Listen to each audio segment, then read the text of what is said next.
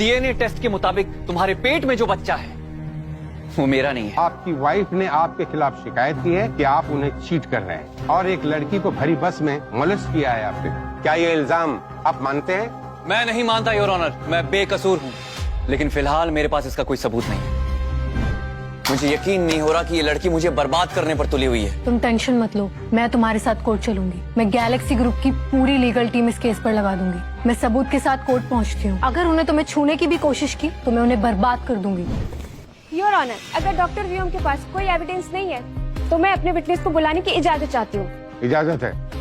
जज साहब, यही है वो कमीना जिसने अपनी प्रेग्नेंट वाइफ को चीट किया है और इसी ने मुझे बस में सबके सामने मोलेस्ट किया था। इसने मेरी जिंदगी खराब कर दी है और इसी ने मेरे ड्रेस के अंदर हाथ डाला था। इसे तो बड़ी सी बड़ी सजा मिलनी चाहिए। ये तो जिया है, इसके इंस्टाग्राम पे 1 मिलियन फॉलोवर है। मतलब ये जो बोल रही है सच ही बोल रही है। इस इंसान को ना मौत की सजा मिलनी चाहिए।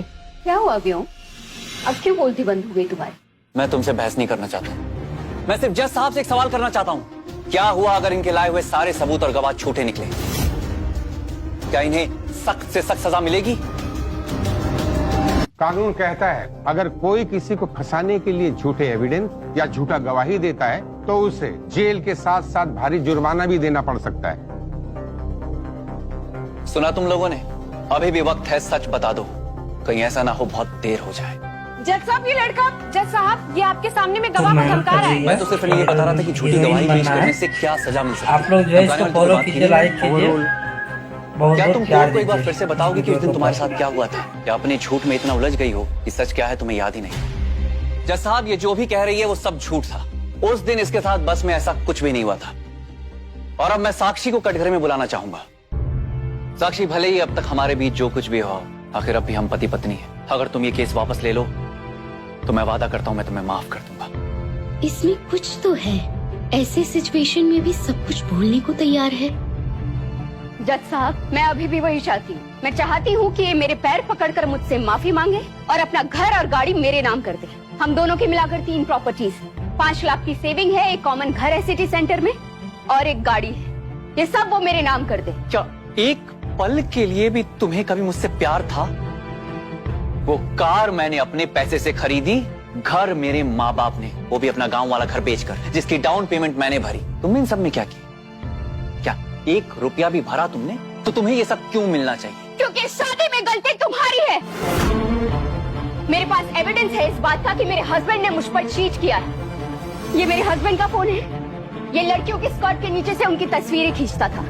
इसी से उसके ठहरकपन का पता चलता है। हे भगवान, ये तो मेरा बैकअप फोन है और इसे इसके सारे पासवर्ड मालूम है, लेकिन ये नहीं जानती कि मैंने सालों से ये फोन यूज नहीं किया। साफ पता चल रहा है कि मुझे फंसाया जा रहा है। और इसके बारे में क्या कह रहे हैं तुम्हारे? ये पैंटी मेरे हस्बैंड के पैंट से मुझे मिली। ये मेरी प्रेगनेंसी के टाइम पे दूसरी औरतों के साथ रिश्ते बना रहा था। ये पैंटी मेरे हस्बैंड के पैंट से मुझे मिली। और इसका क्या सबूत है कि ये पैंटी मेरी ही पैंट में मिली है? मैं प्रेग्नेंट होकर कहाँ सबूत ढूंढने के लिए जाऊंगी? ये पैंटी मुझे तुम्हारी पैंट से मिली है। क्या तुम्हें सच में लगता है मैं तुम्हें ये फंसाने के लिए कर रही हूँ? एक लड़की को तुम ऑलरेडी हरास कर चुके हो। हाँ, इसने मुझे भी हैरेस किया था। हाँ, और मैंने देखा था। अब साबित करने को बच्चा भी क्या है? घर की कमीना है ये, सही में बदनाम डॉक्टर है। इसे तो जेल में डाल देना चाहिए। चुप हो जाओ तुम सब। एक लड़की बकवास किए जा रही है और तुम लोग इसकी बात माने जा रहे हो। क्या तुम सब जज की कुर्सी पर बैठे हो? चुप करो तुम बदनाम डॉक्टर हो। चुप हो जाओ। बदनाम हो। Order, order. तुम कितने बड़े बेशरम हो व्योम, अभी भी खुद को डिफेंड किए जा रहे हो। और कितने सबूत और गवाह दिखाओ ये साबित करने के लिए तुम कितने नीच इंसान हो। जज साहब, मैंने अपने लिए जो डिमांड्स की हैं, उनके अलावा इन दोनों को भी कंपनसेशन मिलना चाहिए, वो भी पूरे 10 लाख। 10 लाख? साफ पता चल रहा है कि मुझे ब्लैकमेल किया जा रहा है। मैं किसी को 1 फुटी कौड़ी नहीं दूंगा। ये सब करके तुम मुझे फंसा नहीं सकती। जज साहब, हमारे पास और भी गवाह हैं। कौन? रविराज।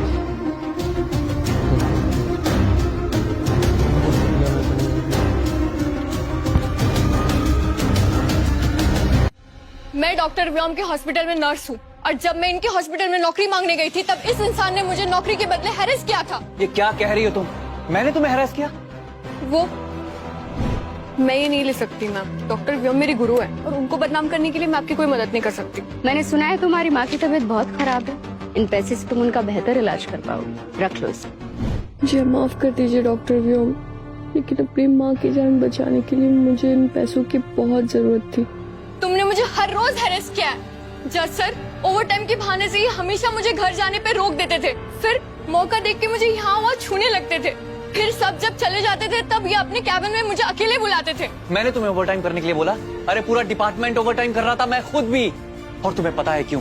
क्योंकि पेशेंट की जान बचाना हमारा धर्म है। और तुम खेरी मत में छू रहा था। अरे तुम्ही ने तो बोला था कि मैं तुम्हें सर्जरी सिखाऊं। तुम्हें ऑफिस बुलाया था तुम्हारी माँ के हाल जानने के लिए। ये सब क्या झूठ बोले जा रहे हो तुम जज सर के सामने? तुम्हें कॉलेज के बाद ही डिपार्टमेंट में काम मिल गया था।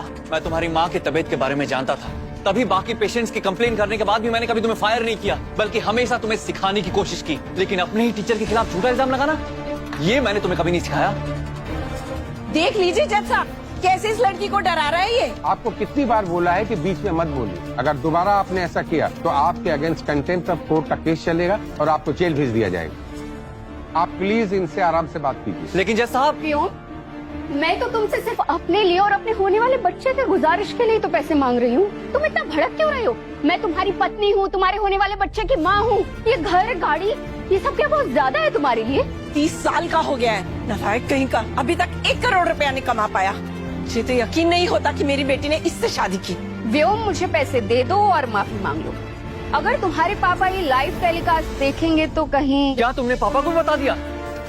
जज साहब मैं पैसा लेकर आई हूँ, हमारे पास इन शहरी लोगों की तरह नाजायज पैसा नहीं है। जो है यही कि पूरी मेहनत से कमाया हुआ है दिन रात, ये सब रख लो, लेकिन मेरे बेटे पर झूठे इल्जाम मत लगाओ। ये केस वापस ले लो, ये टीवी पर दिखाना बंद कर। ये पैसे, ये 50-100 की चिल्लर मैं रखूं?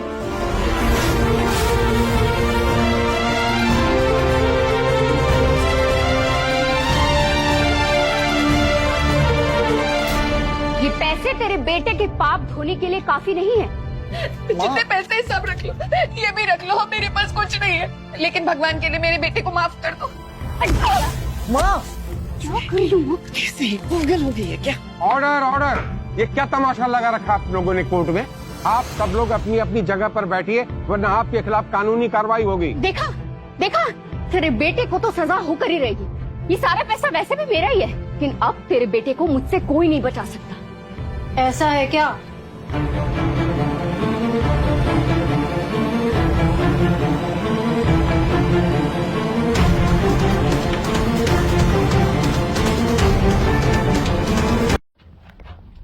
लिप वीडियो बना इन्हें लिप बाहर निकल घूम के हमारे कहाँ से तो वीडियो यार चलिए 3 नंबर लिखा गया।